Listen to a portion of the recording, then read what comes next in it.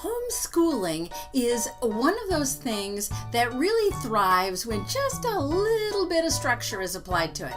Now, I'm not saying that every single minute of every single day has to be planned out, but having a routine that you and your kids can rely on can be the difference between a productive homeschool morning and a goat rodeo, where pretty much everyone is just running around doing their own thing. Seriously, no matter how many kids you have or what their ages are, or even what kind of curriculum or method you use, your homeschool will be a whole lot less crazy with a regular daily routine. From the time your kids get up until you hit that golden afternoon free time, you should not need to constantly direct traffic. Want to stop the "why do I have to do it and do I have to do it at all" monster? Have a homeschool routine.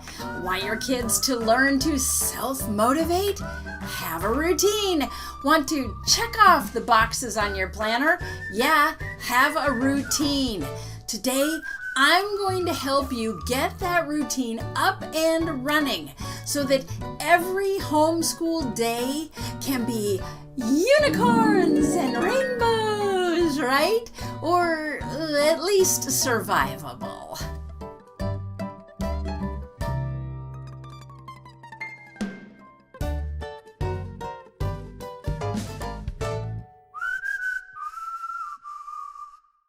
So routines are really just schedules based on goals, as in what do you want to accomplish and how much time do you have?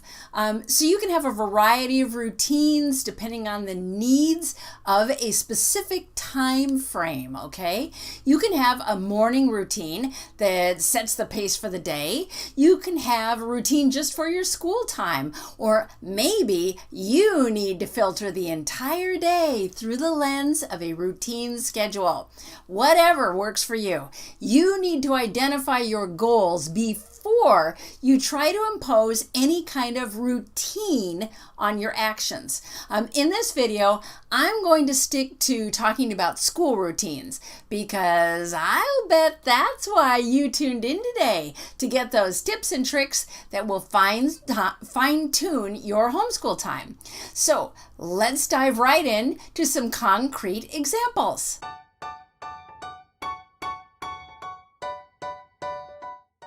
The easiest way to think about routines is to put it in terms of what sort of structure would your kids respond best to, because trying to battle uphill all day is both exhausting and counterproductive, right? And how a child will respond to a routine depends a great deal on the age of the child. Seriously, your routines will adapt as your kids get older because that will be following the natural flow of life. So we're going to start with young kids and then age up a bit. And then finally, we're going to get to some ideas that would work with a broad range of ages. So when all your kids are 10 and under, the biggest challenge is keeping everyone focused and on task. Kids at this age really need short blocks of focused work and a ton of interaction with mom, right? By the way, this even applies to babies and children like toddlers that aren't doing schoolwork but are part of your school day by default. So we're going to start at 9 a.m. That's right.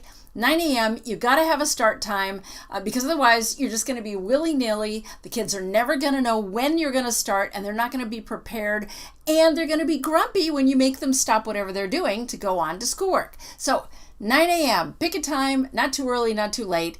School's going to start with the Pledge of Allegiance and a song. That's right, because this is all about shifting into the school mindset. This is all about, okay, now is school time. This is how we start. This is how we're going to do it. So you're going to start with that. Then you're going to go on to some exercises. That's right. You're going to go on to exercises because you got to get the wiggles out. You want to get the blood flowing. These are young children. And you're going to want about 10 minutes worth. Now, before you think, I don't know any exercises. How are we going to exercise for 10 minutes? Oh no, go to YouTube and just right in the search bar, put in exercises for children, and there's all kinds of cute, fun videos that will pop up that, you know what, you can just cast them to your TV or even just put them on your computer, and everybody just gathers around and does the exercises super easy. So that's about 10 minutes. You're going to follow that with reading aloud. That would be history and literature. Everybody's going to share in the reading as they are able. By the way, if you'd like to know more about reading aloud, I did make a video on that. So check that out in my video listing. That's going to last about 30 minutes. After about 30 minutes of reading aloud, now you're going to go back to a little bit of exercise, 1 to 2 minutes, just something real quick, just a little jumping up and down something so that everybody can get their head back in the game again. Then you're going to go back to that aloud reading and you're going to finish up with another 30 minutes. Now, just saying, this is a great time for morning nap for babies. If you've got babies in your house, great time for it. It's like, you know, by this time it's like, 9:30, 9:45. Just the perfect time to put everybody down for a morning nap, just saying. Next, after you get done with read aloud, now you're going to go to math. Everybody's going to get a tiny break because they're going to be going off to their workspace, wherever that is, within mom's range of influence because these are young children. And then everybody's going to get to their math, which is going to be not more than 30 minutes. I like to use Math UC, which has a DVD lesson that goes with it, and that takes about 10 minutes right up front, and then that allows 15, 20 minutes for the child to do the actual work. If you're just putting your child in front of a work text or a workbook, you're going to hold that to 15 or 20 minutes, not more than that. You're going to follow up math time with a snack break. That's right. My kids would literally cause mutiny if we had skipped snack time. We have to have snack time. It's about, excuse me, that's about 10 minutes. Then you're going to get to all your other subjects. Excuse me. Oh, swallowed wrong. So anyway, then you're going to get to all your other subjects after that snack break. That's going to go until about noon, and then everybody is done for the day. That is the end. That's right. You're going to have lunch at about noon. You're going to follow that up with, this is not necessarily part of the school day, but it should be 30 to 60 minutes of quiet time. That's right. Quiet time is invaluable. Everybody goes to their little beds and either goes to sleep or has books, but it's quiet. Mom gets to get her head back in the game and get ready for the rest of the day. Now, this schedule will be about 4 days a week because on day 5, you are going to totally change everything up. That's right. You're going to do science, which could be a nature walk. By the way, I did a whole video on science for kids this age, so be sure and check that out. Could be art or maybe arts and crafts. Could be volunteer work. Yes, there are things that young children can do with you. There could be field trips. Whatever it is, day 5 is going to be different. So, by the way, though, a little note. If you are not done by lunchtime most days, you are probably doing too much schoolwork. Seriously, kids at this age really don't need more than the 3 R's. That would be the reading, writing, and arithmetic, right? If you're adding in a whole bunch of other subjects, I'm just saying, you are going to create the perfect storm for homeschool burnout for both you and your kids. This is learning. Learning is fun. Keep it that way.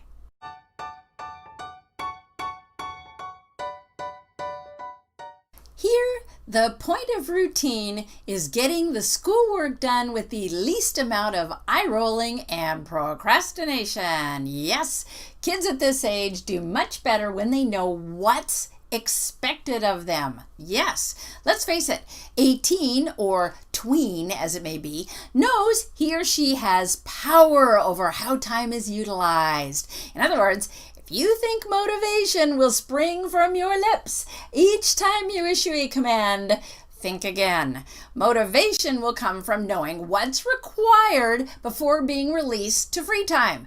Hey, let's face it, that's totally real life. Like when you go to work, you know what time you get off, you know you're going to do things after work, and that gets you through the doldrums of the afternoon, right? No different for your kids. Make sure that you give them a chance to self-motivate. So school's going to start just like usual, 9 a.m. Yes, I know there is this huge tendency when your kids get to be teens, especially in homeschooling, they don't get up till 11 or 10:30 or noon. And you can let them just start school whenever they feel like and do it. No, bad habit, okay? College doesn't work like that. Work doesn't work like that. The world doesn't work like that, okay? And you know it. You know that you are expected as an adult to get going in the morning. So 9 a.m., let's just reinforce the habit now, okay?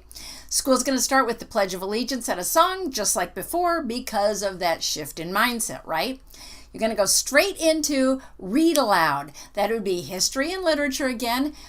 Everybody shares in the reading because everybody is reading, right?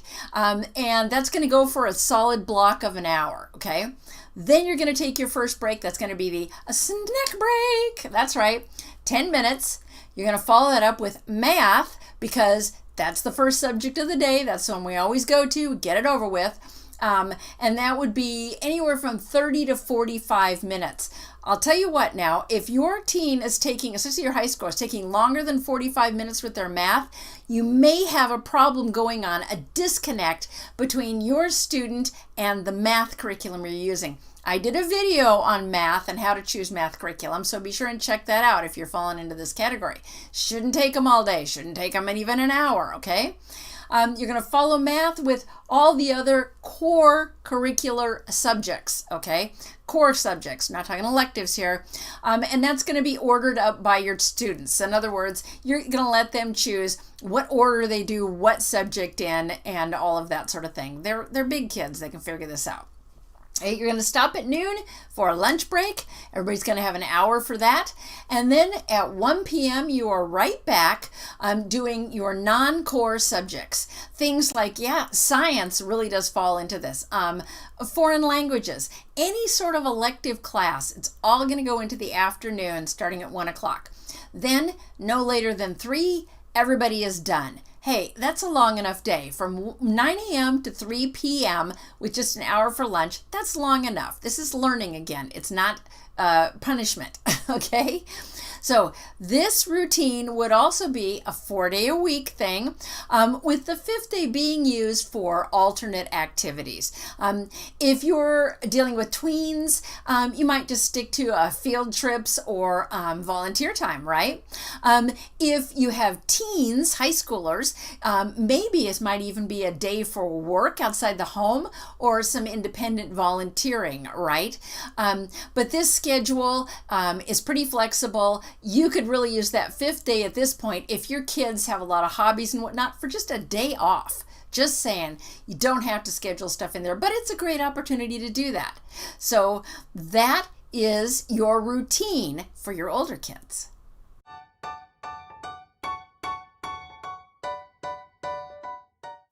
Now we're going to blend examples number 1 and number 2 to create a routine that would apply to a range of ages, from like kindergarten all the way to high school, okay? Here the goal of routine is really making a smooth flow with an emphasis on independent work for the older kids. So let's start at 9 a.m. That doesn't change at all, right? School begins with the Pledge of Allegiance and a song, same as usual, shift the mind. You're going to go to read aloud immediately. That's going to be history and literature. Yes, you're going to do that together with all of your kids. By the way, I made a video about the value of reading aloud with all ages, so I encourage you to check that one out. But you're going to spend about 30 minutes here, and you're really going to be focusing, if you're going to do history, you might want to have something that appeals more to the younger kids, but the literature definitely to the older kids, because the younger ones will get it. Then you're going to stop after about 30 minutes of that, take an exercise break, let the older kids lead it. It's good for them, builds confidence and leadership skills, right? That's going to go about 10 minutes. Then you're going to go right back into read aloud for another 30 minutes, followed by that, yes, our favorite snack break. That's right, 10 minutes. Then everybody does their math, anywhere from 20 to 45 minutes for the younger kids all the way to the older kids, right? And then everybody's going to follow up with their other subjects. For the younger kids, it's going to be whatever else they have to do for the day. Definitely just sticking to core work for the older kids. At noon, Going to break for lunch, just like usual, for an hour. And now the younger kids are done for the day. That's the end of that, okay? 1 o'clock, you're going to pick up with your older kids, just like in example number 2, with that time for non-core subjects. You are going at this same time to put your younger children into their rooms, into their beds for their quiet time, because all morning you've been working with the younger children. You really have had very little opportunity to work with the older ones. Now's your chance to work with the older ones and really help them with what they're up to. So that's why this is quiet time, non-core subjects for the older kids. Then no later than 3, of course, everybody is done for the day, and that's the end of that. And again, this is a 4-day per week schedule with this routine. Day 5 would be great for, here's a new one, family science. That's right. Imagine the thrill of your, 7 or 8-year-old when big brother or sister is doing a science experiment. And let's face it, by the time they get into the, 7th, 8th, 9th and up grades, they're doing science experiments. That would be really fun. Or maybe a nature walk for the younger ones, but the older kids take turns leading the nature walk. Again, good experience all the way around. You could also be doing, of course, field trips, volunteer work, all the same stuff, right? So that is pretty much homeschool routine in a nutshell from Homeschool University. That's right. Now, here's a reminder. Always think about routine in terms of goals. If the goal of your school time is to create an atmosphere of learning, routine is the perfect way to accomplish that. Hey, if everyone knows the drill, it's much easier to focus on the task at hand, right? Chaos is not going to help anyone. And if your kids are constantly sitting around waiting to be told what to do, your school time is going to be a chaotic exercise in what? Frustration. Yeah. So, hey, put up a poster on the wall outlining your routine, or maybe print copies and give them to every kid. Include it in their schedule planners, right? Whatever you do, make it the norm, and it will become seamless habit. Important word, because frankly, habits are what makes the world go round. If you are constantly having to think about what do I have to do next, instead of having kind of a habit of how you do things, it means a lot of your brain power goes into that what comes next thing. So let your kids develop habits now based on routine. You will give them benefits that will last a lifetime. So that's it for today. Thank you so much for watching. If you enjoyed this video, please give it a like and hit the subscribe button down below. I do put out a video now every other Wednesday. Have been doing it weekly, switching for a while to every other. And I have other projects in the pipeline, which you know if you watched my last video. So just keep an eye out for those. I'll be sure and let you all know. And if you're a subscriber, you will know. So remember, here at Homeschool University, we have 3 key strategies, and that is to be practical, to be purposeful, and to be positive. And frankly, if you have those 3 things going for you, Mom, you are going to be a Homeschool Mom of the Year. That's right. And mostly it's because you, Mom, are amazing. Hey now, take a step outside and seize the day.